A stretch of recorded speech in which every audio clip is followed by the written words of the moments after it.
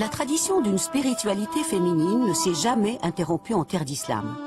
En témoigne le parcours exceptionnel de Malek Jan, née dans le Kurdistan iranien. Alors, Malek Jan est née en 1906, donc au tout début du XXe siècle, en Iran. Et en tout cas, elle va être une figure extrêmement brillante de ce que j'appellerais une spiritualité moderne. C'est une femme qui est ancrée dans une tradition très ancienne. Elle est évidemment ancrée dans l'islam mystique. Elle est élevée là-dedans, elle est élevée dans un milieu très porté à la mystique puisque son père déjà était vénéré comme un saint. Et dès son plus jeune âge, elle apprend à lire, à écrire, elle étudie les textes sacrés et elle se prend de passion en fait pour tout ce qui est connaissance.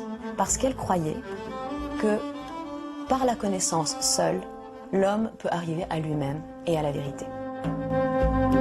Elle a eu un nombre assez important de disciples, à la fois en Iran et en Occident. Et malgré ça, elle a continué à vivre dans son petit village, en communication avec le monde, je dirais même en communion avec le monde, préoccupée par les questions de son temps, par le statut des femmes, par le destin spirituel de l'homme. Enfin, elle a vraiment eu une profonde réflexion sur l'avenir, je dirais, du monde et sur la manière dont il faut vivre dans le monde. Et puis, tout à la fin de sa vie, comme elle était très malade, elle est venue en France pour se faire soigner.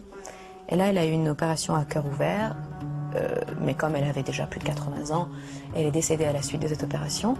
Et comme ça se passait en France, et qu'elle avait un certain nombre de sympathisants en France, eh bien, elle a fini par être enterrée dans le Perche, dans la campagne française, où maintenant s'érige un mausolée à sa mémoire.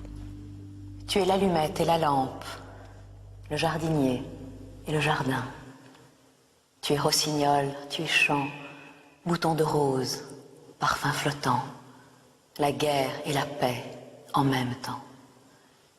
À chaque heure et à chaque instant, tu déploies tes mille couleurs.